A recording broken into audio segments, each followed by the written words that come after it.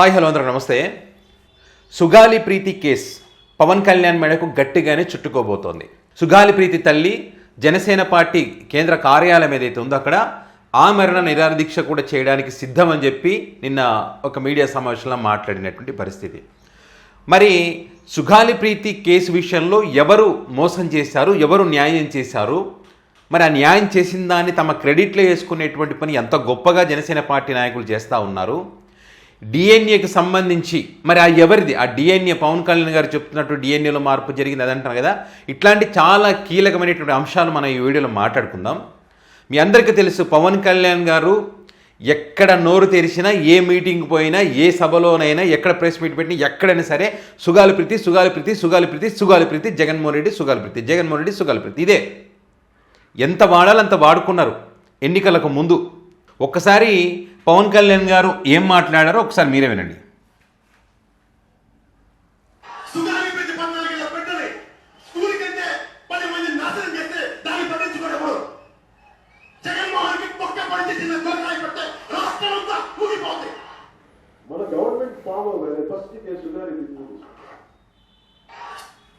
ఇది ఎట్లా అరిసారు, గొంతు చించుకొని సుగాలి ప్రీతి గురించి ఒక మీటింగ్లో ఆయన మాట్లాడినటువంటి ఇది జస్ట్ శాంపిల్ అంతే. ఈయన అరుపులు, ఈయన కేకలు, ఈయన రెచ్చగొట్టే మాటలు ఇవన్నీ జస్ట్ శాంపిల్ మాత్రమే. చాలా చాలా మాట్లాడారు. ఇందులో విచిత్రం ఏంటో చెప్తా చూడండి మీకు. ఇటువంటి 2017 ఆగస్టు 19న సుగాలి ప్రీతి యొక్క కేసు. 2017లో ఎవరున్నారని ముఖ్యమంత్రిగా? చంద్రబాబు నాయుడు గారు ఉన్నారు. ఎన్డీఏ ప్రభుత్వమే ఉంది అప్పుడు. ఓకే, మరి ఉన్నప్పుడు ఒక కమిటీ వేశారు. ఆ కమిటీలో ఏం తెలిసారు? ఆత్మహత్యగా చిత్రీకరించారు దాన్ని. అప్పుడు నోరు లేయలేదు పవన్ కళ్యాణ్ గారికి, అప్పుడు మాట్లాడలేదు. సుగాలి ప్రీతి అన్నారు కదా. మరి అప్పుడు అవునయ్యా ఏం జరిగింది, మరి ఆ పసిబిడ్డకు న్యాయం చేయాలి కదా, కుటుంబానికి కూడా న్యాయం జరగాలి కదా, ఇలాంటి తప్పులు మరి జరగకూడదు కదా అని చెప్పి అప్పుడు నోరు తెరవలేదు. అప్పుడు మాట్లాడి ఎప్పుడు మాట్లాడడం మొదలుపెట్టారు? జగన్మోహన్ రెడ్డి ముఖ్యమంత్రి అయిన తర్వాత మాట్లాడడం మొదలుపెట్టారు. విచిత్రం ఏంటంటే ఇక్కడ మళ్ళా జగన్మోహన్ రెడ్డి గారు 2019లో అధికారంలోకి వచ్చిన తర్వాత 2020లోనే జీవో నెంబర్ 37 ద్వారా తీసుకొచ్చి ఈ కేసును సిబిఐకి ఇచ్చారు జగన్మోహన్ రెడ్డి గారు. దానితో పాటు 2021లో ఆ కుటుంబానికి ఎస్సీ ఎస్టీ ఈ యాక్ట్ ప్రకారము ఖచ్చితంగా వాళ్ళకు ఆ బాధితులు వాళ్ళకి ఏదైతే చెందాలో అవన్నీ కూడా వాళ్ళకి ఇచ్చే విధంగా ఇక్కడ 5 ఎకరాల పొలము, కొంత నగదు చేతికి ఇవ్వడము, 5 సెంట్ల స్థలము, ఆ సుగాలి ప్రీతి తండ్రికి ప్రభుత్వ ఉద్యోగం. ఇది జగన్మోహన్ రెడ్డి గారు ఆ కుటుంబానికి చేసినటువంటి మేలు. సిబిఐ ఎంక్వైరీ వేయడము ప్లస్ ఇది చేయడం ఇవన్నీ కూడా జగన్ గారు చేసిందే. వీళ్ళు చేసింది ఏం లేదు. పవన్ కళ్యాణ్ ఆ సుగాలి ప్రీతికి సంబంధించి వాడుకోవడం తప్పితే చేసింది ఏమీ లేదు. ఇంత చేసినటువంటి జగన్మోహన్ రెడ్డి గారికి సంబంధించి ఇప్పుడు వీళ్ళు ఏం మాట్లాడుతూ ఉన్నారంటే, జగన్మోహన్ రెడ్డి సుగాలి ప్రీతి కేసును వాడుకుంటున్నారు, మళ్ళీ రచ్చ చేస్తూ ఉన్నారు, ఫేక్ న్యూస్లు, జగన్మోహన్ రెడ్డి మొత్తం మోసం అని చెప్తా ఉన్నారు. ఇది చేసిన జగన్మోహన్ రెడ్డి అయితే మేం చేశామని ఎట్లా చెప్పుకుంటారు? జగన్మోహన్ రెడ్డి ముఖ్యమంత్రిగా ఉన్నప్పుడు మీరు ఏ రకంగా ఇవన్నీ ఇవ్వగలుగుతారు? అది ఎట్లా సాధ్యం? వాళ్ళు మాట్లాడినటువంటి మాటలు కూడా మీకు వినిపిస్తాను చూడండి. ఇది వాస్తవమా కాదా అని మీరు కావాలంటే చెక్ చేసుకోండి. జీవో నెంబర్ ఎప్పుడు ఇచ్చారు సుగాలి ప్రీతికి సంబంధించి మీరు ఎక్కడైనా సెర్చ్ చేయండి, దీనికి సంబంధించిన పూర్తి వివరాలు దొరుకుతాయి. మనం ఏది క్రియేట్ చేసి చెప్తున్నది కాదు, వాస్తవం చెప్తున్నాను నేను. అండ్ అదేవిధంగా ఈ సిబిఐ కూడా 2025 అంటే ఈ కూటమి అధికారంలోకి వచ్చిన తర్వాత హైకోర్టుకి వెళ్ళి ఏం చెప్పింది? మా దగ్గర వనరులు లేవు, మేము ఈ కేసు నుంచి తప్పుకుంటున్నాం, మేము విచారణ చేయలేమని చెప్పింది. అంటే మీరు అధికారంలోకి వచ్చిన తర్వాతనే అక్కడ ఇష్యూ జరిగింది, మీరు అధికారంలో ఉన్నప్పుడే. ఇక్కడ సిబిఐ తప్పుకుంది మీరు అధికారంలో ఉన్నప్పుడే. ఆ సిబిఐ ఎంక్వైరీ చేసి మాత్రం జగన్మోహన్ రెడ్డి గారు. ఇది వాస్తవం కాదా? మరి 2025లో సిబిఐ వనరులు మా దగ్గర అని చెప్పి కోర్టుకి వెళ్ళి చెప్పి మన కేసును తప్పుకుంది కదా. మరి ఇదే సుగాలి ప్రీతి తల్లి సుగాలి పార్వతి గారు అక్కడికి వెళ్ళి ఎవరు వంగలపూడి అనిత గారిని కలిస్తే సిఐడి ఎంక్వైరీ కూడా వేస్తామని చెప్పారు. మరి ఏమైనా జరిగిందా? మరి ఇదే డిప్యూటీ సీఎం పవన్ కళ్యాణ్ గారు సుగాలి ప్రీతికి సంబంధించి పవన్ కళ్యాణ్ గారిని ఎందుకంటే పవన్ కళ్యాణ్ గారిని అడుగుతారు. ఎందుకు అడుగుతారంటే ఆయనే అడుగుతారు. ఎందుకంటే పెద్ద రచ్చ చేసింది ఆయనే, పెద్దగా క్రియేట్ చేసింది ఆయనే.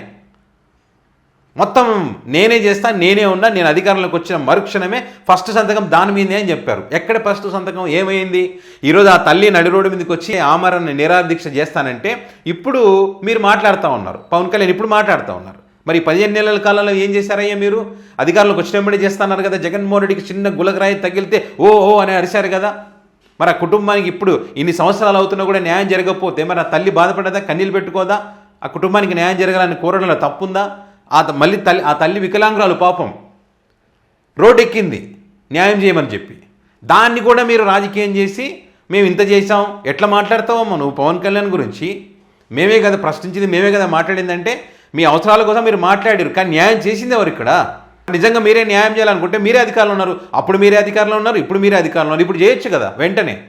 మరి కేంద్రంలో మీరు ఎంత చెప్తే అంత చక్రాలు తిప్పుతారు, బొంగరాలు తిప్పుతారు.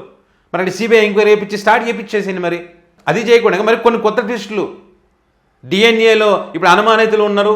ఆ అనుమానితులకు నేను అడిగాను సిఐడిని, ఆ అనుమానితులకు డిఎన్ఏ ఏదైతే ఉందో సరిపోవట్లేదు, తారుమారు చేశారంటే ఎవరి ఆయంలో తారుమారు చేశారు? డిఎన్ఏ 2017లో జరిగిన ఇష్యూ కదా అది. ఆత్మహత్యగా చిత్రీకరించింది ఎవరు ఇక్కడ? మోసం చేసింది మొత్తం వాళ్ళే, కుట్ర చేసింది మొత్తం వాళ్ళే. ఒక మేలు జరిగింది జగన్ గారి హయాంలోనే. ఎవడు నమ్మినా నమ్మకపోయినా ఇది వాస్తవం. నేను నిజం చెప్తున్నా, జగన్మోహన్ రెడ్డికి సపోర్ట్ చేయాలని కదా, వాస్తవం చెప్తున్నా. ఎందుకంటే ఆ సుగాలి ప్రీతి ఆ తల్లికి న్యాయం జరగాలి. న్యాయం జరగాలంటే వాస్తవాలు ప్రజలకు తెలియాలి. ఇప్పుడు చాలామంది ఏంటంటే మొత్తం పవన్ కళ్యాణ్ చేశారు, పవన్ కళ్యాణ్ లేకపోతే ఇదంతా జరిగేదా అన్నట్టు. మరి పవన్ కళ్యాణ్ లేకపోతే ఇదంతా జరిగేదా అనే వాళ్ళకు మరి పవన్ కళ్యాణ్ గారే ఉన్నారు కదా అధికారంలో. మరి ఇప్పుడు న్యాయం చేయండి కంప్లీట్గా. ఎవరు ఆ దోషులు ఎవరో తెలుసండి, తప్పు చేసిన ఎదవాళ్ళు ఎవరో తెలుసండి. మరి అది న్యాయం చేయడం అంటారు. ఒక్కసారి చూడండి ఏం మాట్లాడారో. నేను ఫస్ట్ టైం ఛార్జ్ తీసుకోగానే మొదట చెప్పిన మాట, పాపకి న్యాయం జరగాలి, ఏమేమి జరిగిందని. పోలీస్ సిఐడి వాళ్ళు చెప్పింది ఏంటంటే అసలు అప్పట్లోనే ఎవరైతే దీని వెనక కుట్ర వెనక ఉంది ఇవన్నీ చెప్తున్నారో ఏ డిఎన్ఏ తారుమారు చేశారు, ఎలా తారుమారు చేసి ఉండాలి? ఈ ఒత్తిడిలో వీళ్ళకి భూములు అవి ఇవి ఇచ్చేసి మరి ఏం చెప్పారో తెలియదు. వాళ్ళు నాకు తెలిసి వాళ్ళు ఈరోజు పోలీసు చెప్తుంది ఏంటంటే సాక్ష్యాలు వీళ్ళు చెప్తున్న వ్యక్తుల మీద వాళ్ళ డిఎన్ఏ దీనికి మ్యాచ్ కావట్లేదు. ఆ కమిటీ ఏం చెప్పింది? ఆత్మహత్యగా చిత్రీకరించింది ఎవరు? మీ హయాంలోనే కదా. మరి దానికి బాధ్యత ఎవరు? మరి ఏం తెలియనప్పుడు ఎట్లా మాట్లాడతారు? ఏం తెలియకుండానే మరి జగన్ గులకరాయి తగిలింది, అబ్బో ఇదైపోయారు, మరి సుగాలి ప్రతి కేసు వచ్చినారు తల్లి అది అది అని మాట్లాడారు కదా, ఎట్లా మాట్లాడతారు? పూర్తి వివరాలు తెలుసుకోలేక నాకు తెలియదు అంటారు. ఇప్పుడు మళ్ళీ డిఎన్ఏ సరిపోవట్లేదని అంటారు. ఇప్పుడు మీరే అధికారులు ఉన్నారు కదా, మీరు తేల్చాలి కదా.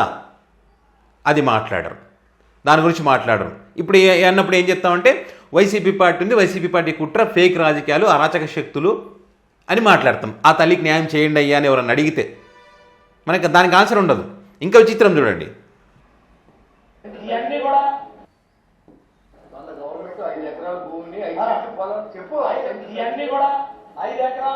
నేను చూసుకోండి 5 ఎకరాల భూమి కర్నూలుకి దగ్గరలో 6 ఊర్లో 9 కిలోమీటర్లు మనం ఇంప్లిమెంట్ చేసాం వాళ్ళకి.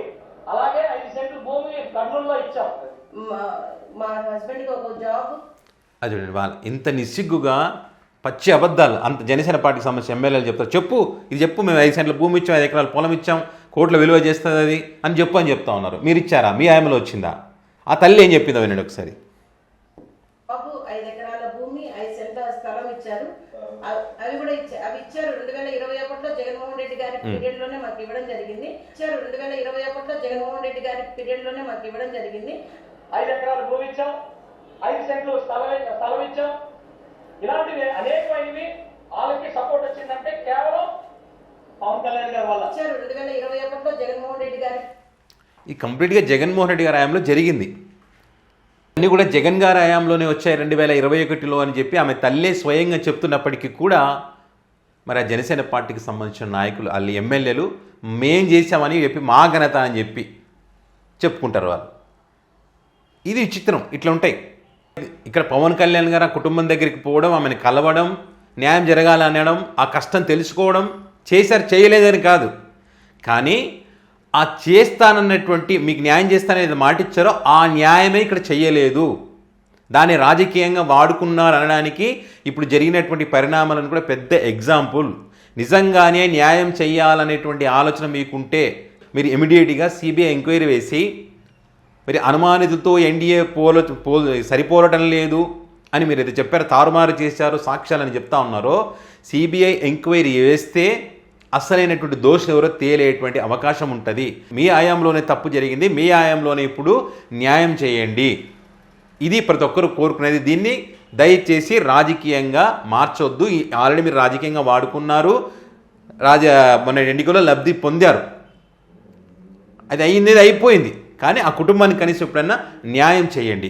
మీరు కనుక ఇదే రకంగా ఉంటే, ఇప్పుడు ఆమె తల్లి చెప్తా అందుకు కీలకమైన ఒక నిర్ణయం తీసుకుంది కదా, ఖచ్చితంగా మీ మెడకు చుట్టుకుంటే, ఇప్పుడు మీరు కొత్త పాయింట్ చెప్పారు DNA సరిపోవడం లేదని చెప్పి, ఇప్పుడు ఆమె న్యాయం జరిగే వరకు నేనైతే వదిలిపెట్టే ప్రసక్తే లేదు, ఆమరణ నిరాహార దీక్ష చేయడానికి కూడా నేను వెనకడుగు వేయను అని చెప్పి ఆమె కీలక నిర్ణయం అయితే తీసుకుంది.